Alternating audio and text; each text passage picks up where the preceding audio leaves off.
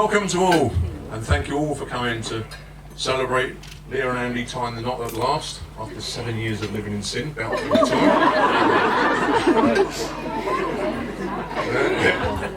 I've got the pleasure of having the first speech of the day, which is good because I can say a lot of thank yous before they all get in. So I want to thank a few people that have come a very, very long way today. Because we've got some people that have come from Australia. Where's the Australia? Yes. We've got some people from Singapore. Where's the Singaporeans? Where are you? Hands up. Come on, shine. We got some people from Hong Kong. And we got people from as far as Whitley Bay. Oh, here she is over there. Or deck. Seriously, thank you all for coming. It's a pleasure to welcome you all. 4th of July, what a day to choose, eh? I was here last weekend and I sneaked into Andy's office and I saw on his calendar on his wall it had 4th of July, us, Independence Day. So I quickly crossed it out and I said, me, loss of Independence Day.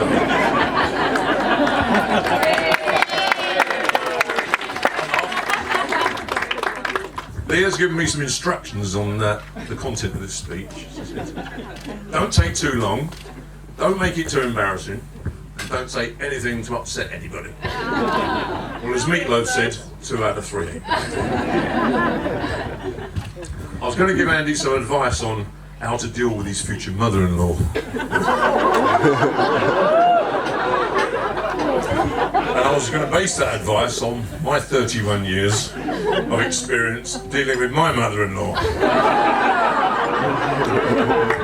But I'm not that brave, she's going to put a spell on me later.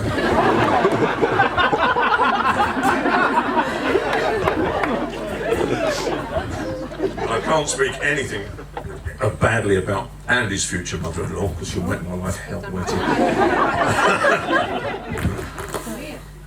So on Leah's advice to keep it short, I'm going to concentrate on Leah and tell you a few facts that nobody knows about her. 28 years and 2 months ago, in Kingston Hospital, on a Saturday night, at midnight, I was standing in a deserted hospital corridor outside an operating theatre when suddenly the doors burst open and this nurse rushed out into the corridor and handed me this bundle of joy. And then she rushed straight back into the operating theatre and said, I've got to go in and save your wife's life. Look after this. What? What's going on? So for the next hour, I was standing in this deserted corridor, just me and this bundle of joy, and I proceeded to have the most one-sided conversation I've ever had with Leah. She didn't get a word in edgeways. And believe me, that's the first and last time that's happened. She's made up for it ever since. And it's hard to believe, looking at her now, but 28 years and 2 weeks ago, Leah was so ugly. She was an ugly baby. She looked like a purple cross-eyed hamster. So as part of my hour-long, one-sided welcome to the world speech, I told her the story of the ugly duckling. And if ever a fairy tale has turned into a true story, Leah is evidence. Leah, you've turned into the most beautiful swan. You look absolutely stunning. And your mother and I are so proud of what the wonderful woman you turned into.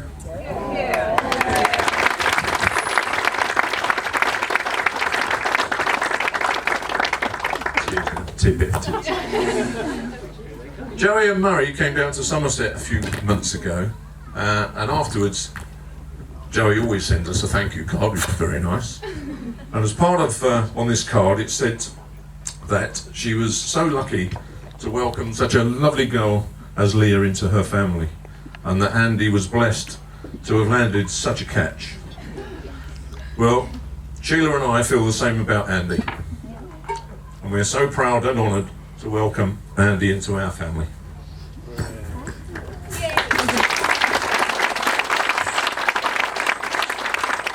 Not long to go now, I've got to keep keep it short, remember. And it is 6 o'clock, and Andy's got a job to go and price up at 7. He's got a load of logs to deliver at 8 as well.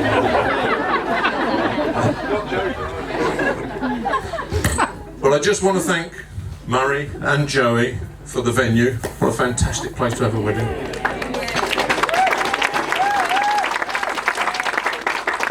And you can all see the end result with the decorations, the flowers, the food and everything that's gone on here. But a few of us have seen all the planning and the organisation and the effort and the work that's gone into getting this. It's been a fantastic team effort from a lot of people. And I know Andy will probably want to thank a lot of people later, so I won't steal his limelight. But one person that I really do want to thank above everyone else, who's made all this possible and done all the organising and done all the effort. They call me the general at work. She's the field marshal. And that's Emma.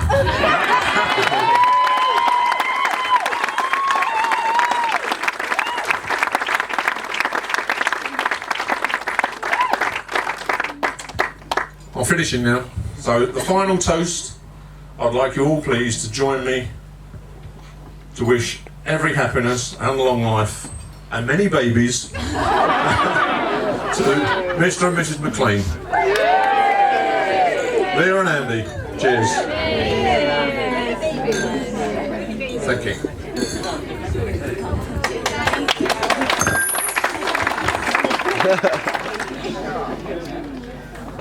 And now we have Andrew.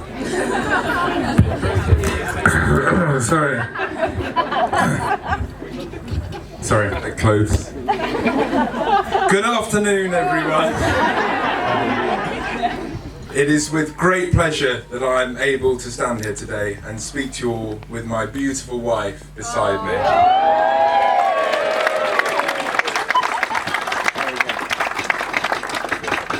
I was going to start with a very lame joke about this being Independence Day, but somebody's already done that. So moving swiftly on. Thank you very much indeed, Paul, for those very kind words, and I'll do my best to continue your excellent start to the proceedings. I'd also like to make apologies for those of you who are sat on the yew tree table today. No offence intended. I can assure you that it wasn't planned to have a table inadvertently named after a Metropolitan Police operation. But this was only brought to our attention very recently and it was too late to change it, so as there were no retired BBC presenters here, I thought it was pretty safe.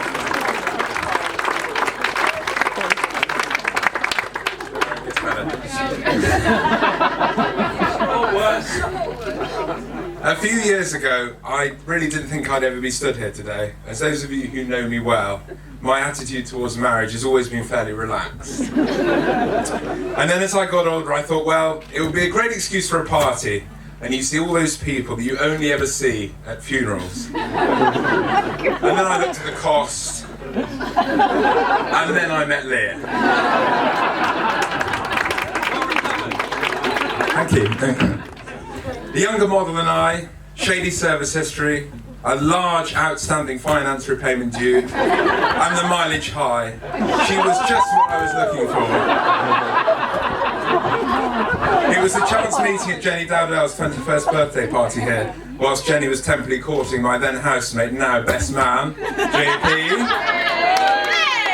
Jenny, knowing that I was single, had previously extolled the virtues of Leah to me, and on the advice of my best man, and for the sake of decency, I shall not repeat those famous words here today.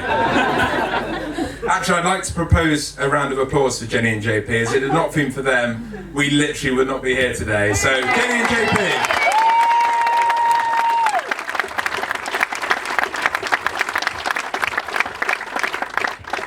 Intrigued and excited by the information provided by Jenny, I entered the kitchen on that dreary Saturday in April 2008, not knowing that my life was to change from there on in. Initially, I was not sure which one of Jenny's infinitely attractive friends Leah was, but I didn't need to know. One girl immediately caught my eye, and that girl was Leah. From that moment on, the rest, as they say, is history. Leah and I quickly began a fun and very exciting relationship. I'd spent the previous year working every hour of every day to build the start of my business, so Leah was an excellent excuse for a much needed break, albeit only at weekends at first. Our first year together was punctuated by frantic Friday night dashes down to Exeter for the weekend that made me feel truly young again and rather naughty, like a sort of sugar daddy. Eating takeaways at 10 o'clock at night, drinking cheap wine at the firehouse next to Union Bar, regular cooked breakfasts at what became known as the Bomb Cafe, watching Family Guy back to back till the small hours, and the highlights of my weekend there, a visit to Poundland. I truly embraced student life again, and these trips were mixed with stolen weekends with her up here. It was a truly memorable year.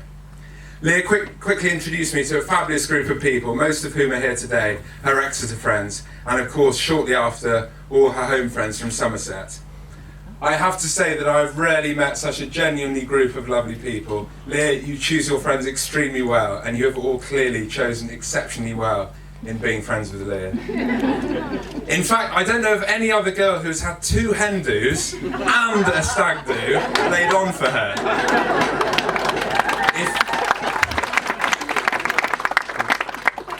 If this doesn't bear testament to how highly Leah is regarded by her friends, then I don't know what does. I was soon introduced to Leah's family and their lovely home in a beautiful part of rural Somerset. Paul, Sheila, Emma and Jamie, thank you so much for accepting me as part of your family. There's not many of us McLeans left these days, so it's a real honour to be a part of such a close-knit and loving family who hold family values and friendships so highly. Thank you.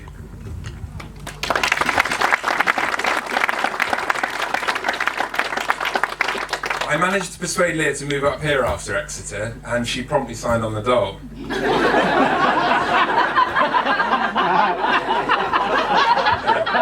She drew the most amazing studies of pigs and deer during the days. The pigs are epic. While searching the internet at night, fueled by cheap wine, looking for suitable jobs. She had left uni at the worst possible time, mid-recession, and there was very little on offer. She managed to work several very poorly paid and stressful jobs over the following 2 years, again, fueled by cheap wine. Until she got her break at MBE and then started her tenacious climb up the marketing ladder. She has done exceptionally well in forging a very successful career at probably what has been the most difficult time to establish oneself in the world of work in recent times. And I'm extremely proud of her for what she has achieved and the current job she holds. She is very highly regarded at work and even won an award recently for an exceptionally good marketing campaign, whilst also pursuing her love for triathlons, which she also excels at. She has also helped me market my business, my company website, and tolerates my insufferably backward IT skills with mostly great patience and good humour on an almost daily basis. And for this I'm truly grateful. And so life continued here at Harvest Cottage, the years began to pass, and the pile of mundane post-it notes continued to mount in my office, hiding the crucial one that simply said, "Propose to Leah." I don't think Leah could quite believe it when I finally popped the question, and she did think I was joking until she saw the ring. No guarantee, she quickly told me, sold as seed. As quickly as she'd whisked the ring out of my sweaty hands, I quickly whisked her off to the Fat Duck to celebrate before she could change her mind. As you might have guessed by now, I think Leah is a pretty special person for many reasons. Determined, generous, gorgeous, independent, loving, trustworthy and fun. She's the best friend that everyone wants, and I think that the presence of virtually all her many friends from the different parts of her life that she has counted so far bear testament to these sentiments. I've written a diary every day for the last 20 years, mostly recording my boring day-to-day happenings at work. Trust me, it's not gripping stuff. And my father gave me one piece of advice as a fledgling diarist. Don't write anything too personal or anything you wouldn't want anybody else to find at a later date. This was undoubtedly good advice. However, I clearly made an exception for Leah, as 2 weeks after meeting her, I wrote this. Leah has made such an enormous impression on me in such a short space of time, and I think she's the one. She's just adorable in every way.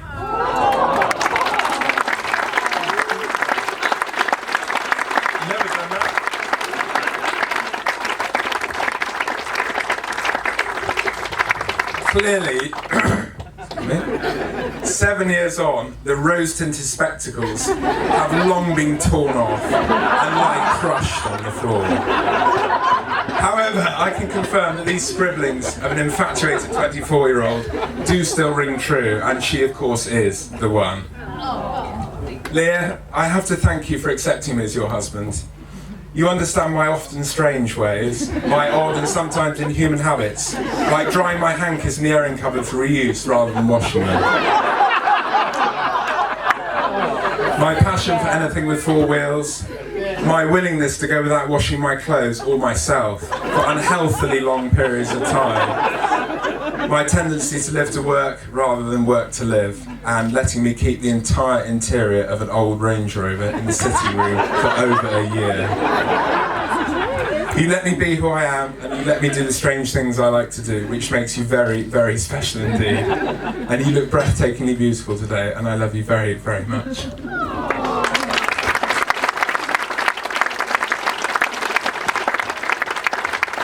Right, enough about us. I must now thank everyone who has played their part in making this day a reality. Firstly, to my parents, mother and father, the farm looks wonderful today, and we are both extremely lucky and proud to share such a beautiful place with you and have such a wonderful house to call our home. Your constant support, love and wisdom over my life in every possible way has been unstinting, and you have given me every opportunity possible, both at school, college and in later life. And your continued support and kindness to us both now, in so many ways, has been and is invaluable. Thank you.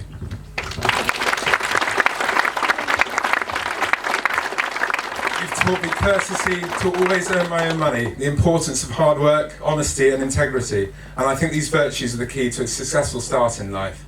Regardless of your background, I couldn't have asked for better role models throughout my life. Thank you, Paul and Sheila, for your significant contribution towards this day, and for all your help and support over the last few years, and for raising such a special daughter whom I shall endeavour to love, cherish and protect in all our years to come. To all our parents, your combined contribution to this day has been significant. Without all your help, I would have been forced to sell a Land Rover. So thank you from the bottom of our hearts. And we'd like to give the mothers these flowers as a token of our love and appreciation. JP will present the flowers,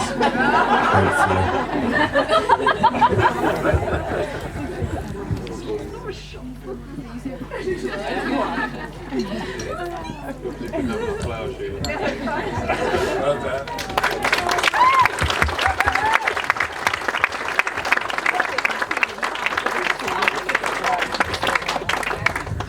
Extra special thanks, as Paul has already mentioned, to Emma, who spent many a weekend here making the wonderful string balloons, tin can nightlights and other ingenious decorations around the tent today. I mean, she was unemployed, so...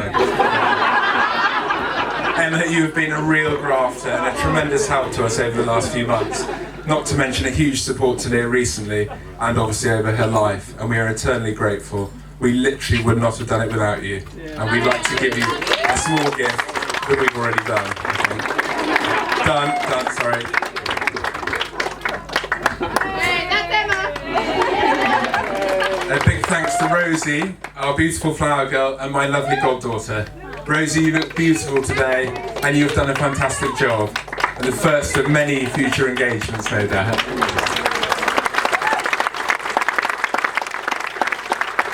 Thank you to my 2 best men. Greedy, I know, but I couldn't choose between them, and we usually go a 3, so there we are. I've really opened myself up now, I'm going to be in trouble in a minute. They organised a truly memorable stag do at the Nürburgring racetrack in Germany, and they didn't stitch me up too badly, so I'm even more concerned about what they have in store later. They're both true friends, in every sense of the word. And I would particularly like to thank them for their enormous help in our mutual, if sporadic, hobby of Land Rover rallying. I won't even try and explain it. Which has resulted in some truly memorable races, trips and near-death experiences around the country. Be it in a dangerously Welsh B&B, or 3 of us in a 2-man tent. You couldn't pass a fag paper between us. We've had some great times together, and I'm sure there'll be many more. Thank you too to my ushers, wherever they are, who've supported me in the final frantic few hours leading up to this afternoon, not to mention the many other times over my life where their friendship has been invaluable to me. They've done a fantastic job today, not just by making sure my flies have stayed done up. Huge thanks to Sheila, Kits and Jenny for the flowers that we have today. I think you'll all agree they are absolutely spectacular. Big thanks. And Anne as well. I'm going to mention later. They were rushed by a van from Somerset yesterday afternoon and they look absolutely stunning. And a result of a lot of sustained hard work, not least in the sweltering heat of yesterday afternoon, so thank you. Thank you to Sheila Senior, Leah's nan, who painstakingly embroidered all 150 napkin holders.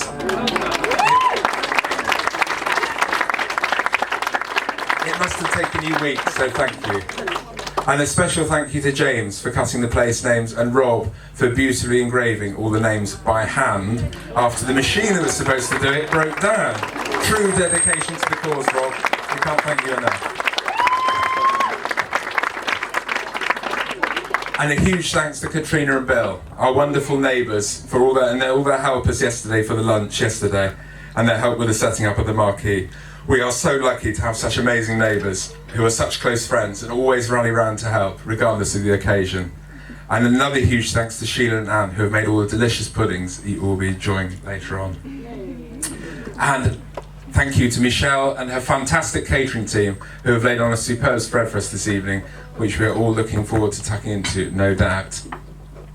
And lastly, thank you to Mother for making the cake, which is a work of art if you haven't seen it yet, in the corner. It's wooden. And it's wooden. What a surprise. It looks absolutely spectacular.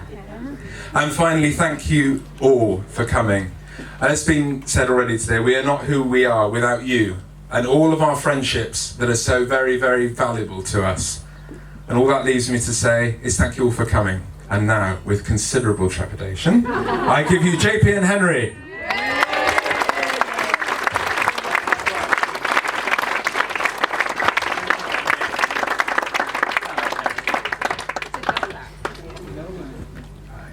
It is a double act. Sorry, I think it's lucky all of them. Back off it. Thanks, Andrew, for your kind words about myself and Henry. Normally, it's customary for the best men to talk about his ex-girlfriends, the Groom's ex-girlfriends, not vice versa. I will forgive you for the next 20 seconds, anyway. Now, as most of you are all aware, the fat bloke standing next to me is Henry. He's my co-best man. And over the next 10 minutes, we will tell you a little bit more about Andrew McLean. Most of you will think he's a little ray of sunshine. First of all, however, I have a few thank yous to make. The bridesmaids, you all look absolutely gorgeous today.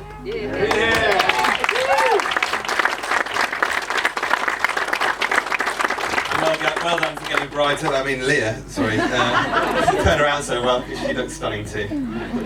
I'd be grateful if you'd all charge your glasses and be outstanding for the bridesmaids. Bridesmaids. Yeah.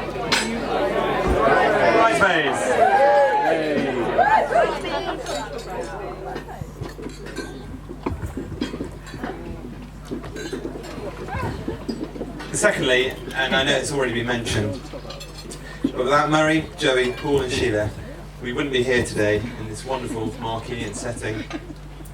And so a big thank you to them. And without wanting to play drinking game of Roxanne, I'd be grateful if you'd all raise your glasses again. To the parents.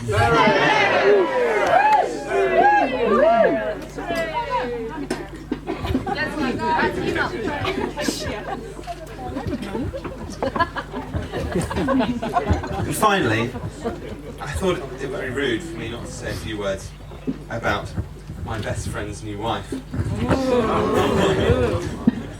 Mrs. Leah McLean. I first met you 7 or so years ago, and let's say we've not always seen eye to eye. Leah loves cats, I don't. I love cars, Leah doesn't. And she calls me P-face. I think that's derogatory. But casting those very important views aside, I think we've learned to tolerate each other. I think actually you're a really great girl.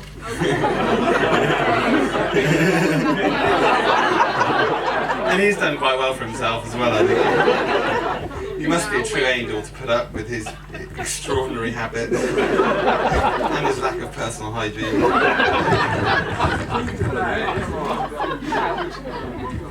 Leah, you do look stunning today, and I'm sure there are many in the audience who would happily take Andrew's place. Right, sorry to move on. I know Leah, there are many more compliments on the list of things you said I had to say, but it's now Andrew's turn. So, Andrew, your turn now. Andrew Donald Rimmer McLean, born 2nd of December 1983. Born, and to quote one of Murray's long-term farm workers, with a silver spoon in his mouth, unlike the rest of Abingdon, who were born with wooden spoons in theirs. He was educated firstly at St Hugh's School, which he maintains he learned absolutely nothing, due to the inadequate teaching, of course. Although I'm reliably told when he failed a maths exam, his parents decided to interrogate the teachers. However, it wasn't the teacher's fault. The problem related to the destructiveness of Mr. McLean and his partner in crime, Ed Ritchie, wherever you are, and Mr. Carter. You guys should be ashamed of yourselves. So from St Hugh's, Andrew went to Abingdon, where he excelled. He became head boy. So. He became a member of the rowing team, and he obtained enough A-levels to be admitted to the renowned educational facility, I can't even say it, renowned educational facility of the Royal Agricultural College. It means nothing. Let me finish. Nothing. No heckling. An establishment so well known for its underachievers. It, of course, met me and Henry there.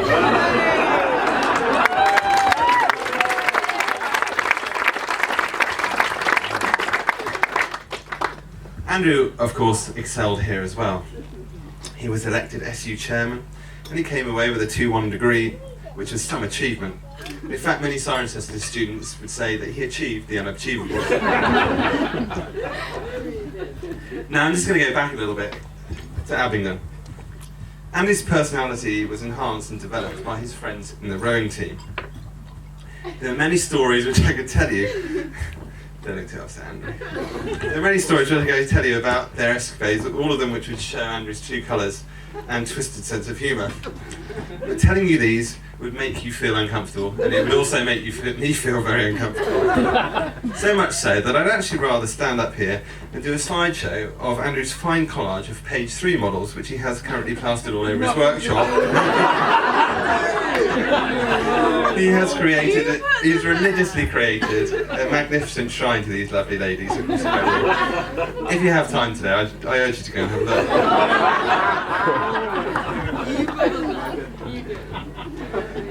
Andrew has never been a big drinker. In fact, 1 pint will pretty much finish him off. He does have other hobbies, however, which includes cars, number plates, being tight, and also photography. I know Henry has some good content on the cars and tightness, so I think I better cover the number plates and the photography. So aside from the page 3 shrine, Andrew has another place of worship, which is his office. In there, as he's already mentioned, contains a diary of every day of his life. Unfortunately, I had a good read of these yesterday. There's nothing in them of any interest whatsoever. They're just climbing trees, buying cars, all truly fascinating stuff. I'm sure your children would be delighted to inherit them. In addition to his diary, however, I now know these two a lot better than I did before.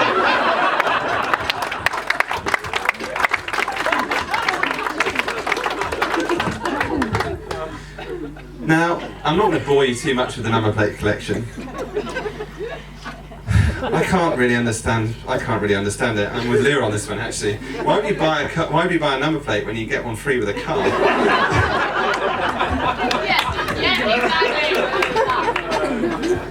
God knows, anyway. But Andrew is an avid member of the RNC, which is the Registration Numbers Club. A truly exciting organisation. They do a monthly newsletter. And they've even featured Mr. McLean. They also included a special feature on your tax disc collection, I understand.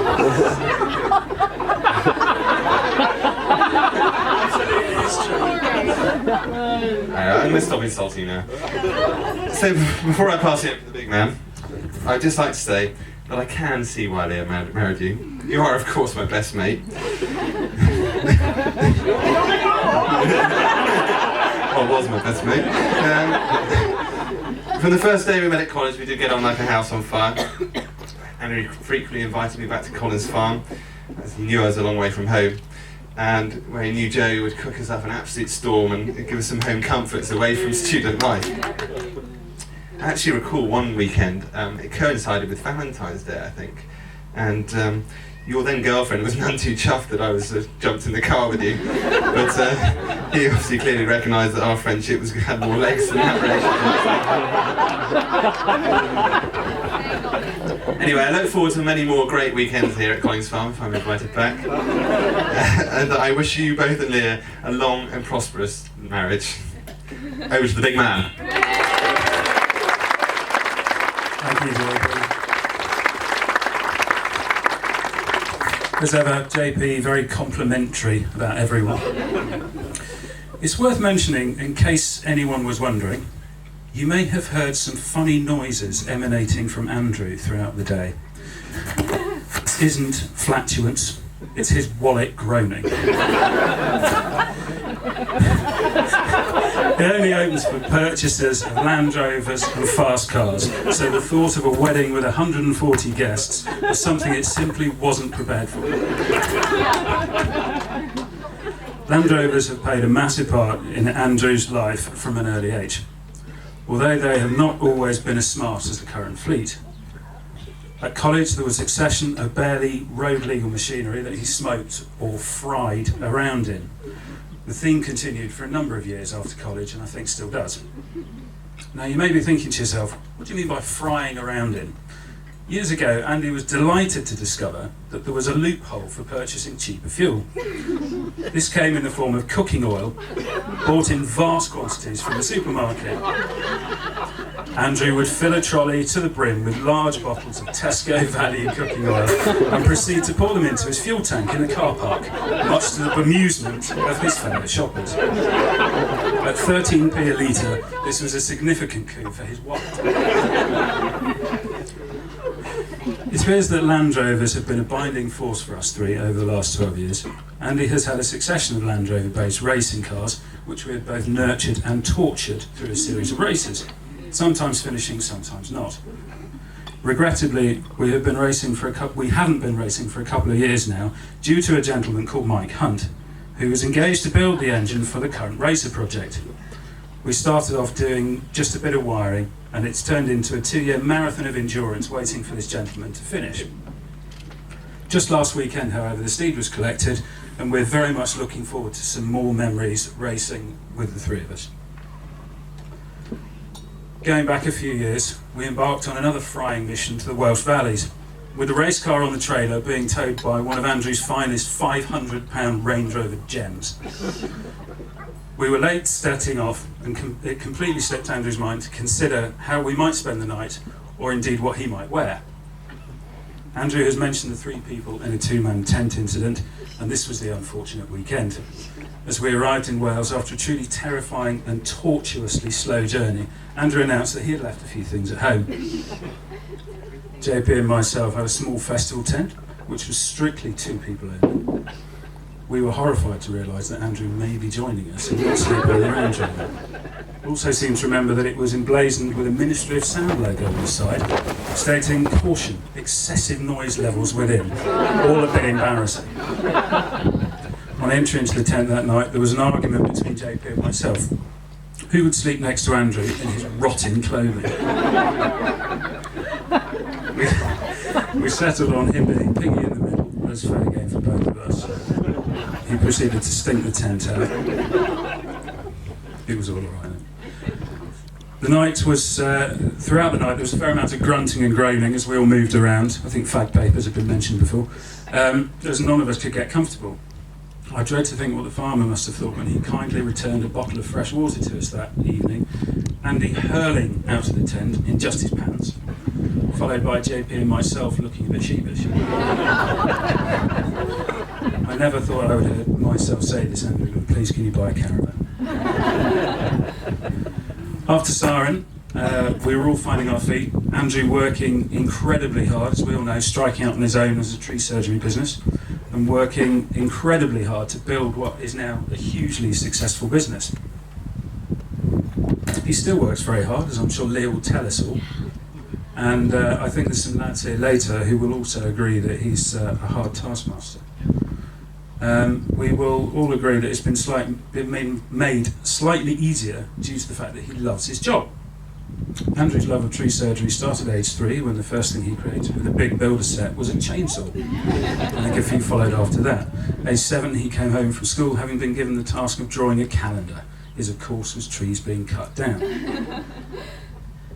As well as cutting down trees, Andy's job also entails climbing them. Another thing he seems to really enjoy doing, whether it be showing off his climbing prowess after a few swift ones on his stag do in the centre of a quintessential German town with a lot of members of the public looking on, or climbing trees outside his parents' house and throwing dead birds at me. Thanks. Moving on to other things he can't get enough of, Leah. Had I known on that fateful evening of Jenny's birthday that Leah would be sitting here today looking stunning, having just wed Andy, I wouldn't have known whether to shake her by the hand, give her a big hug, or hand her washing instructions. As already mentioned, Andrew has a few strange habits, and we all think she's an absolute saint for maybe not understanding them, for at least putting up with them. I would like to thank Leah for the countless Sunday suppers and uses of the spare room. Despite my at times deafening snoring, she has looked after me well, and when I have been generously invited by Andrew to fix yet another broken Land Rover. Although these working weekends are always punctuated by Joey's delicious cakes. Thank you very much. Outside the marquee today, you'll see a very nice collection of classic cars, interspersed with a load of rotten old Land Rovers. He's recently christened this the Collins Farm Land Rover Collection. He's very impressed with it all. He does have some roadworthy vehicles, which he is immensely proud of, along with one exception being Leah's Suzuki Swift. In order to resolve this problem, Andrew has asked me to announce today that one of his wedding presents to Leah is his sparkling black Range Rover Sport.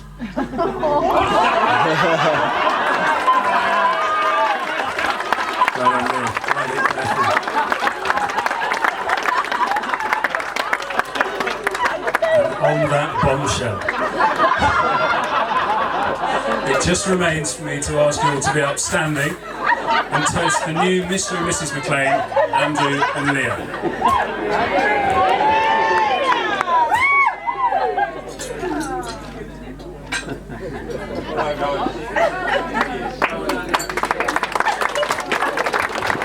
Enjoy your dinner.